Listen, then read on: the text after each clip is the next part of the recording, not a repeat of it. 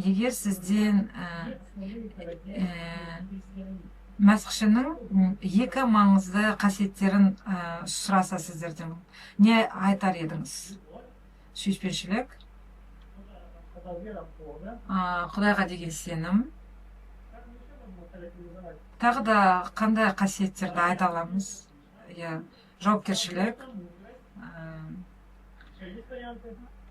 даналық, қамқорлық, мейірімдік.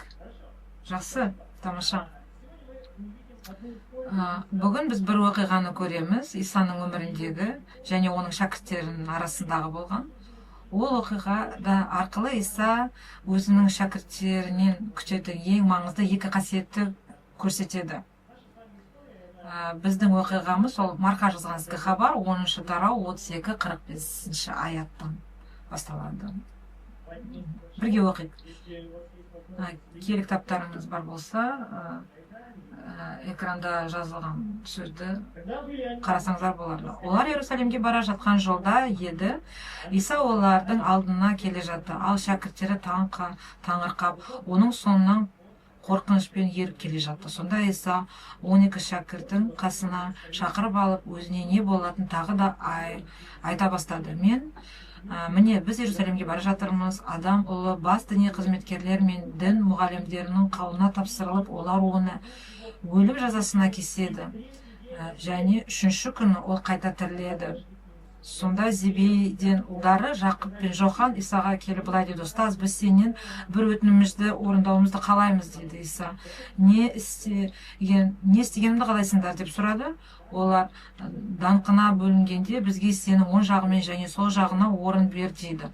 Сонда Иса: "Не сұрап тұрғандарыңды өздерің білмейсіңдер. Мен ішетін тостаған нан аласыңдар ма? Мен қабылдайтын шомылдыру рәсімінен өте аласыңдар ма?" деді.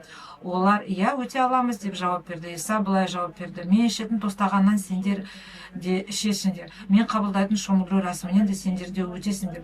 Бірақ менің оң немесе сол жағыма орын беру менің еркімде емес.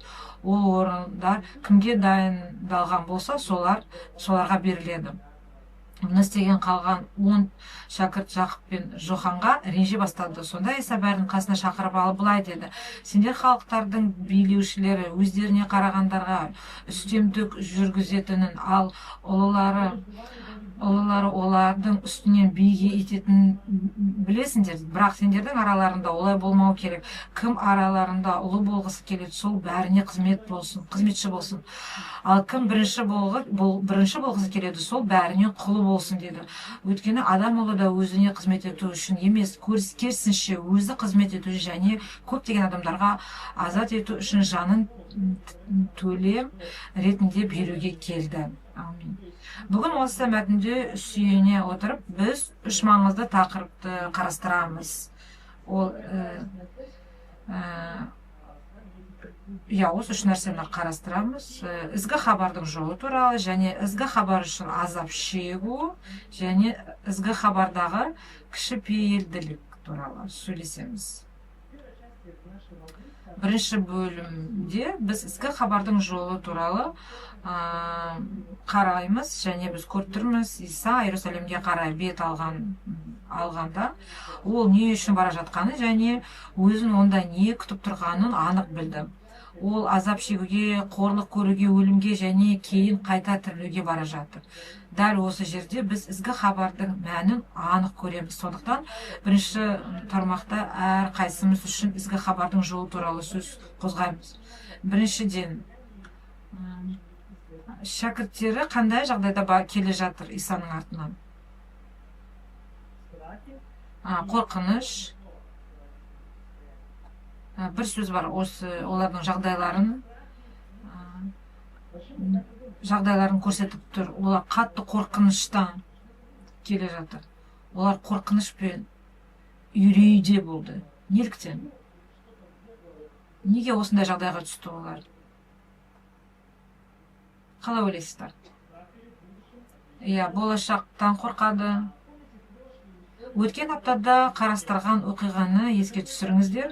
Иса Иорданның арғы жағынан Иерусалимге қарай жолға шыққанда бай жігітпен кездеседі. Сол әңгімеден кейін ол байлықты мәңгілік патшалыққа кіруге кедергі болуы мүмкін екенін айтты. Бұл шәкірттерді қатты таңғалдырды. Өйткені олар үшін байлық әрдайым Құдайдың батасы мен рақымын белгісі болып саналатын. Ал Иса олардың түсінігін түбегейлі өзгертті. Адамның байлығы оның мәңгілік өмірге жақындатпайды. Марқа өткен үзіндегі шәкірттердің Иса Мәсіхтің сөздері мен тәлімінен қатты үйреніп таңғалғанын ерекше атап етті. Енді олар жолдарын жалғастырып келеді. Үлкен топтың арасында жай ғана ыңғайсыз үнсіздік емес, қорқыныш пен үрейге толы тыныштық орнаған. Иса бәрінен алдында келе жатыр. Ал қалғандарының бәрі оның соңынан не болып жатқанын түсінбей аң-таң күйде еріп келді. Осындай жағдайда Иса не істейді? Сіз уайымдап жатсыздар, себебі көп нәрсені әлі түсінбей жатсыздар, деді. Бірақ болашақта не күтіп жатқанын байқаңыздар. Иерусалимға келсем, не күтіп тұрғанын көресіңдер. Мен азап және өлім туралы қайтадан сол туралы айтады, иә. Осы арқылы ол өте басты мақсатын айтып жатыр. Мен осы дүниеге адамдарды күнәдан құтқару үшін келдім, дейді. Бұл сөздер бір жағынан шәкірттерді алдағы сынақтарға дайындап, рухани сергек болуға шақырады. Екінші жағынан Иса оларға үміт сыйлайды. Ол тек сақтықтық, сот, азап пен өлім туралы ғана емес, қайта тірілу туралы да айтады.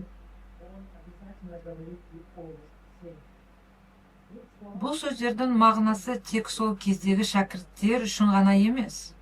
Бүгін біз үшін де өте маңызды. Ендеше алдымен өзімізге мынандай сұрақ қояйық. Бүгін Мәсіхтің ілімінің қай бөлігі маған ұнамайды? Қайсысы маған жайсыздық тудырады, немесе тіпті қорқынышқа салады?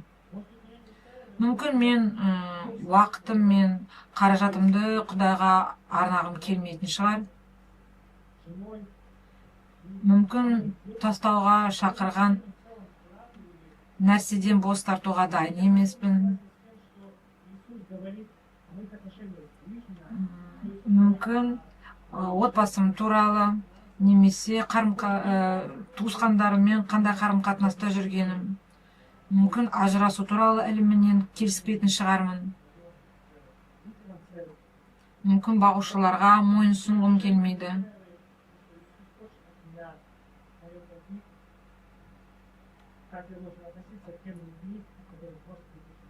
Мен қандай қарым-қатынаста болуым керекпін? Мен ренжітіп жүрген адамдармен не істеуім керекпін? Сол уақытта шәкірттерге үйреткендей, ізгі хабардың мақсатын есіктеріне салып жатыр. Дәл солай бүгінде Мәсіх бізге ізгі хабардың мәнін және мақсатын көрсетіп жатыр.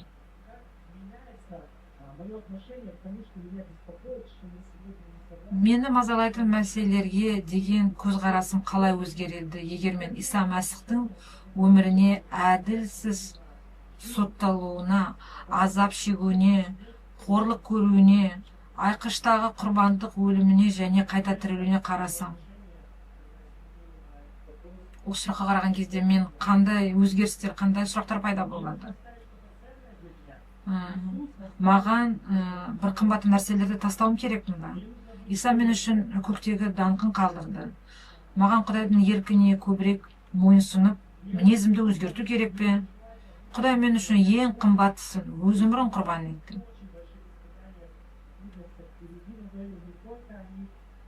Мен болашағым үшін уайымдауым қоя алмай жүрмін бе? Иса алда өзін қандай ауыр азап күтті тұрғанын білді, бірақ ол тек азап туралы ғана емес, қайта тірілу, мәңгілік даңқ туралы да айтты. Маған ұнамайтын адамдармен қарым-қатынас орнатқым келмейме. Иса өзін жау санаған адамдар үшін де жанын қиды. Сонымен бүгін Құдай бізге бір мезгілде қарапайым да терең ақиқатты үйретеді. Ол бүкіл тәліміміздің негізі, ол бүкіл сеніміміздің іргетасы.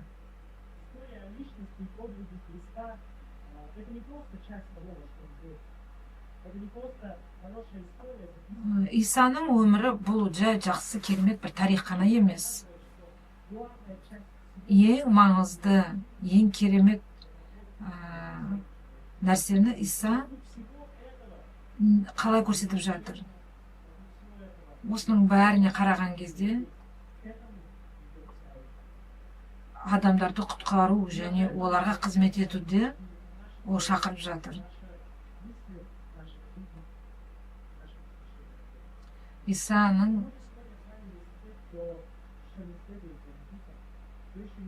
сізді шақырып тұрса, бұл шақыруға жауап бермей кетпеңіз. Егер де сіз бірінші рет естіп тұрсаңыз, Исаға мойынсұнып, дұға арқылы тәубе етіңіз. Құдаймен татуласпай кетпеңіз. Бүгін сіздерде мүмкіншілік бар, тәубеге келіп, Исаға сенім арту. Егер де сізге осы дұғаға көмек керек болса, сіздерге осы дұғаны үйретуге және жасауға көмектесетін адамдар болады. Ары қарай қозғалсақ, егер де біз ізгі хабар, Құдайлық жолымен келе жатсақ, ол туралы Иса өзінің шәкірттерімен ізгі хабар үшін азап шегу деген нәрсені көреміз қазір.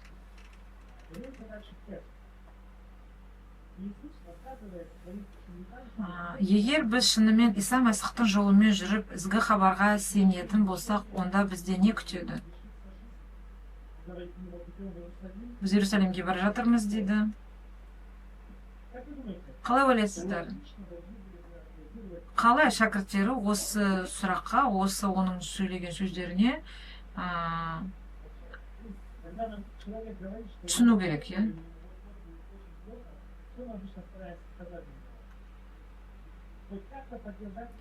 Егер де адам мен қиын жағдайға түсем деп жатса, біз қалай оларға көмек бере аламыз? Әрине, бір қамқорлық және бір жігер сөздер бере аламыз, е? Ал Исаның шәкірттері қандай нәрсеге, қандай жауап берді Исаның осы айтқан сөздеріне? Жохан мен Жақып Исадан не сұрап тұр? Сол сәтте олар үшін ең маңыздысы ізгі хабар емес болып тұр, я? Олар Иса патшалығында ең құрметті орындарға ие болуды қалады. Иса оларға былай деп жауап берді: сендер не сұрап тұрғандарыңды түсінбей тұрсыңдар дейді. Құдай патшалығындағы ерекше орындарды Құдай өзінің еркі бойынша алдын ала белгілеп қойған. Мен сендерге ондай уәде бере алмаймын, бірақ бір нәрсені анық айта аламын. Мен ішетін тостағаннан сендер де ішесің. Мен өтетін азап жолынан сендер де өтесіңдер. Ең қызығы, кейін шәкірттер, яғни елшілер, шынында да Құдай патшалығында ерекше орын ала ма? Алды ма? Иә, алды. Кейінірек Иса өзі шәкірттеріне олардың 12 таққа отырып, Израильдің 12 руына төрелік ететінін айтады. Матай жазған ізгі хабарда 19:28-де. Ал Аян кітабында біз жаңа Иерусалимнің Құдай патшалығының бейнесі болып табылатын қаланың қабырғасының 12 іргетасы бар екенін және олардың үстіне 12 елшінің есімдері жазылғанын көреміз.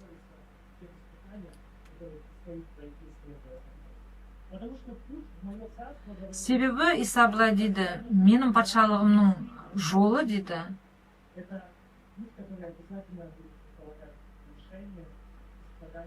өте қиын азап жол дейді.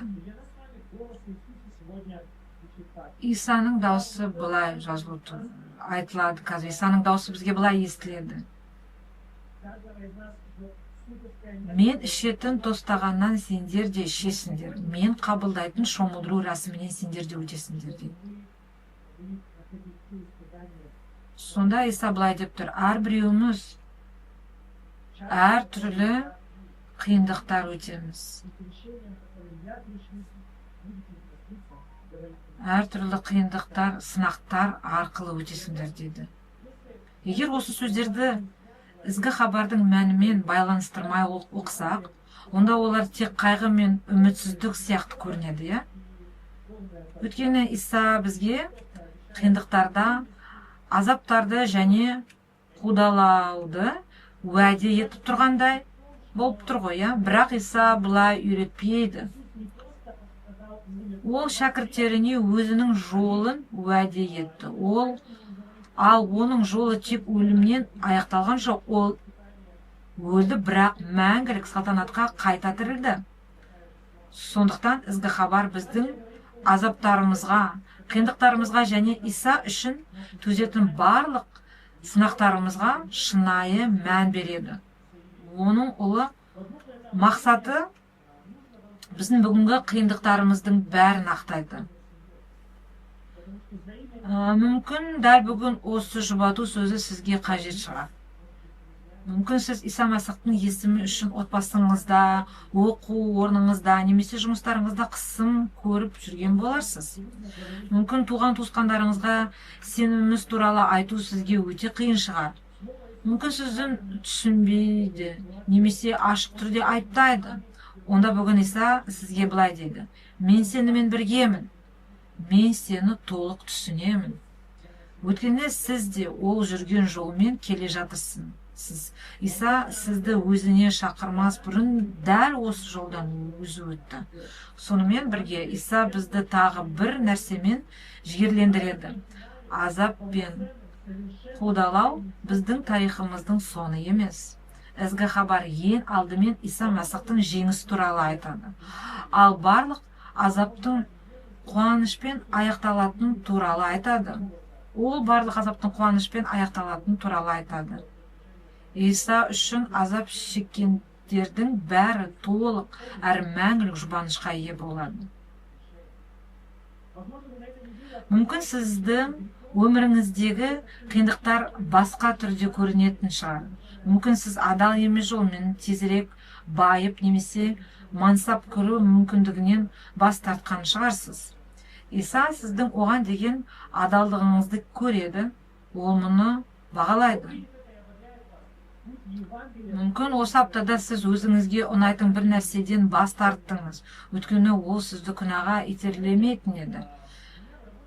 Егер сіз киелік үшін және Исаға мойынсыну үшін осындай құрбандыққа барған болсаңыз, Құдайға мадақ. Менің жұмысымда бір нәрсе бар. Бір нәрселерді жасасам, оны ешкім көре алмайды. Менен және Құдайдан басқа. Менің бастығы, менімен бірге жұмыс істейтін жұмыскерлер көре алмайды оны. Бірақ оны жасау үшін 2 сағат қызмет жасау керек. Бірақ мен білемін, Иса бізді жұмысқа өзінің қызметін ретінде шақырады.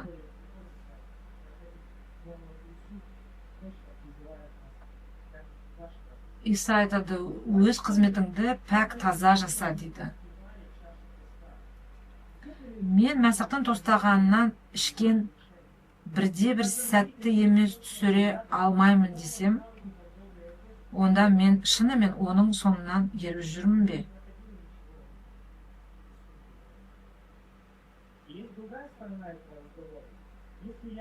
Егер мұның еш қайсысы өмірде болмаса, мен қай жерде күнәмді көрсеттім, қай жерде ізгі хабар үшін қандай да бір қиындықтар төздім, қай жерде өзімді шектедім. Егер де мұның еш қайсысы өмірде болмаса, онда жүрегімізде мұқият тексеруіміз керек. Мен шынымен Иса Мәсіхтің соңынан еріп жүрмін бе? Әлде жай ғана оның жанында жүрген адамдардың бірімін бе? Исаның соңынан өте көп адамдар ерді. Олар оның уағыздарын тыңдады. Бірақ көбісі оның артынан толықтай бізге хабар ізбасар бола алмады. Живу ли я жизнью, которая иногда около Христа, иногда нет, и я все же следую за Христом. Мен қандай өмір сүріп жатырмын? Жақынмын ба Құдайға, немесе алыспын ба? Который включает страдания и испытания, с другой стороны, мы видим еще одну важную вещь, которая нужна. Біздің өмірімізге өте бір маңызды нәрсені және шәкірттерге маңызды нәрсе керегін көреміз. Ол деген ізгі хабардағы кішіпейілділік. 41 аяттан бастап 45-ке дейін. Сонымен біз Иса Масихтың бір жағынан шәкірттерін және бізді азап пен сынақтарға толы жолға дайындап жатқанын көрді. Ал енді ол масихшілік өмірімізде аса маңызды тағы бір қасиетті үйретеді. Біз қалған 10 шәкірттің Жақып пен Жоханға ренжігенін көреміз. Неліктен? Олардың ашулануының себебі неді? Шын мәнінде не нәрсе ұнамай жатыр? Осы екеуі бір қолайсыз сұрақтар қойып жатыр ма деп сұрап жатыр ма? Жоқ. Шәкірттерге ұнамай жатқан нәрсе, ұнамай тұрған нәрсесі жаңа екі шәкірт Жақып пен Жохан, олардың алдынан өтіп Исаға келіп бізге сол патшалықтан орын бер деп тұрғанына күңкілдеп тұр.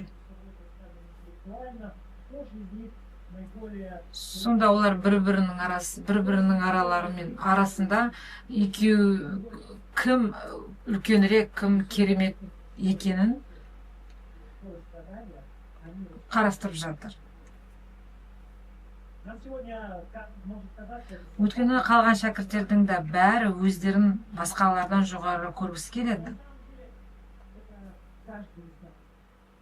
Негізі бәрімізде де осындай мәселе бар, бұл мүмкін. Қайсымыз үлкенбіз? Мүмкін де бәрімізде өзімізді шын мәнімізден маңыздырақ етіп көрсеткіміз келеді. Бәрімізде күштірек, әдемірек, байрақ, ықпалдырақ болуды қалаймыз. Басқалардан білімдірек, қызығырақ, әзіл қойрақ болуға тырысамыз. Бұл біздің күнәқар табиғаты, маңызды тәкаппарлығымыздың көрінісі. Бүкіл әлем тура осылай өмір сүріп жатыр. Бірақ Иса былай дейді, мен сендерге басқа мақсат көрсетем дейді. Сіздер біреуден биік болып өмір сүрмейсіздер. Сіздердің өмірлеріңіз күнәқарлық өмір емес, ал кішіпейілдікке үйретеміз.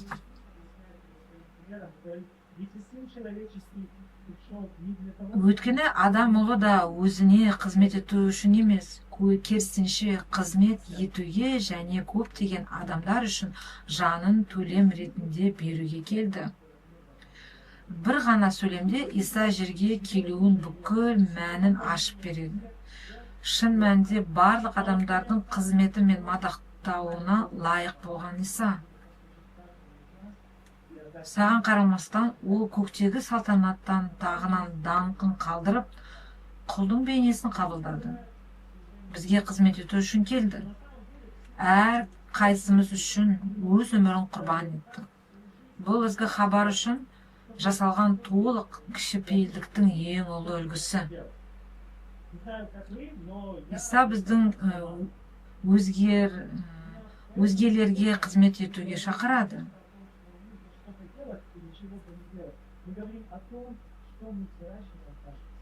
Ең маңыздысы жүректерімізде не нәрсені өсіріп жатырмыз. Өз басымыз болған өте жақсы мысал. Мысалы, басқа көлікке соңғы рет қашан жол бердіңіздер? Себебі қазір кішіпейілді көрсеттіңіз.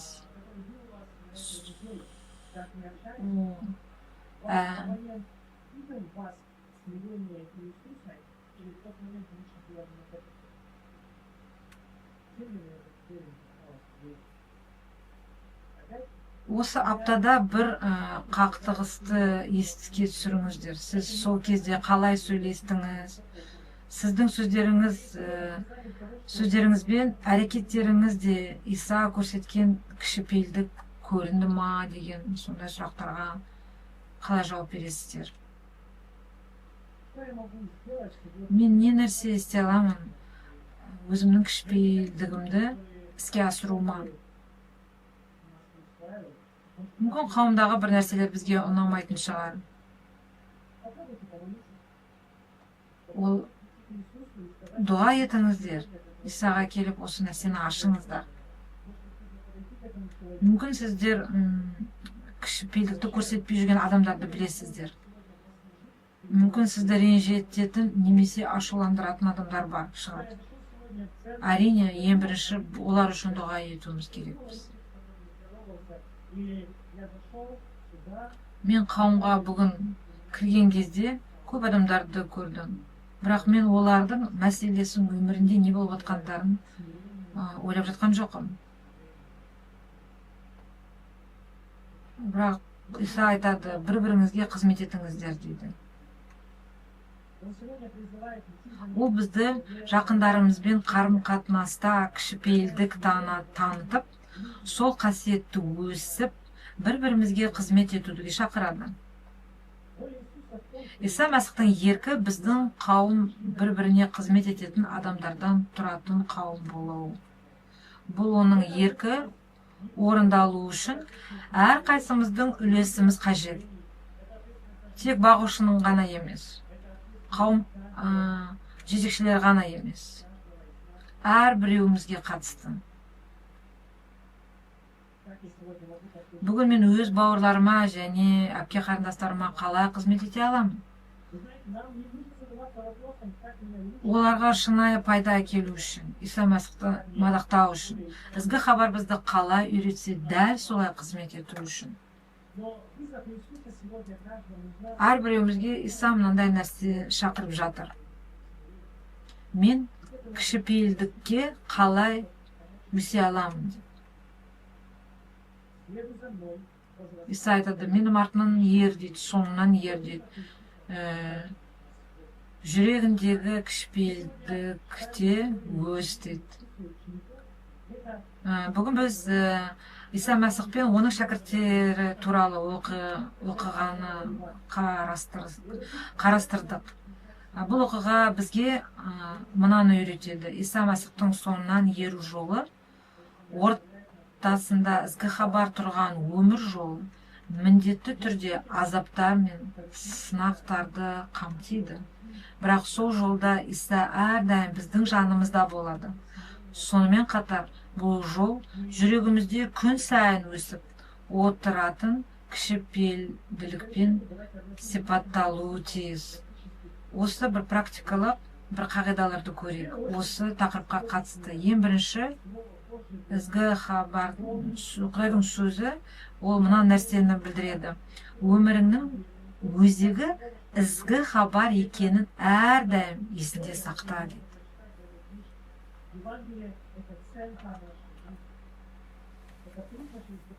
Біз ізгі хабар арқылы өмірімізді ақ немесе қара жолмен келе жатқанымызды түсіне аламыз.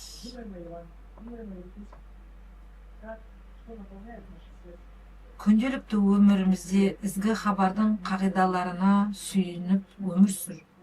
Исадан ол уәде етпеген нәрселерді күтпе.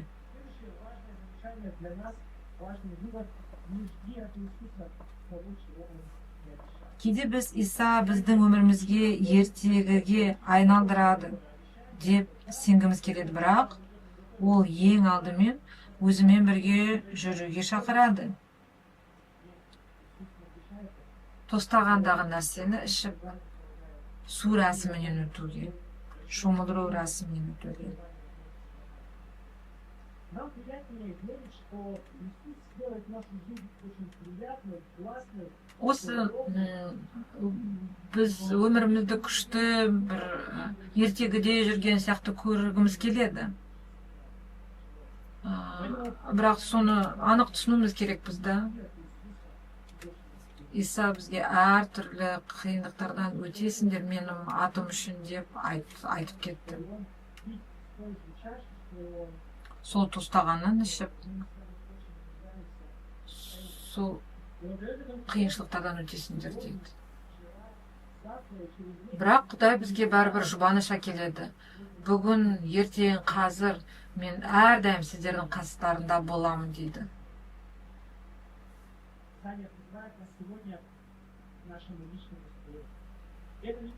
Жүрегінде кішіпейілділікті өсір деп шақырады Иса. Кішіпейілділік ол әрдайым өмірімізде өсу және көріну керек та, адамдармен қарым-қатынасқа түскенде өміріміздің жолында. Кішіпейілділігіміз біздің бауырластарымызға көріну керек. Сол мүмкіншіліктерді іздеңіз қызмет етуге, бауырыңа, немесе көршіңе, немесе сенбеушілерге. Егер біз бір жабық бөлмеде өзіміз үшін ғана өмір сүрсек, онда Құдайдың кішіпейілдігін көрсетіп жатқанымыз, немесе өсіріп жатқанымыз, ол нөлге айналысуы мүмкін. Жақындарыңызға қызмет етудің мүмкіндігін әрдайым іздеңіз. Жүрегінде кішіпейілдікті өсіріңіз.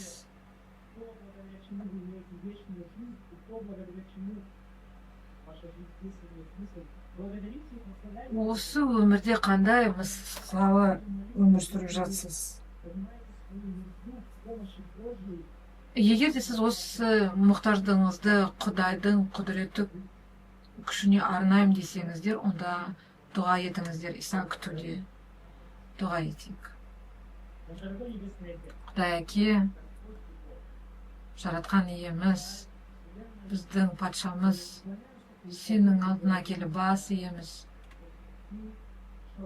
Сен бізді жетелеп жатқаныңа, осы өмірге келіп, әрбір адамға қызмет ету үшін келгеніне бас иеміз. Алғыс айтамыз керемет құтқарылу үшін. Алғыс мадақ саған.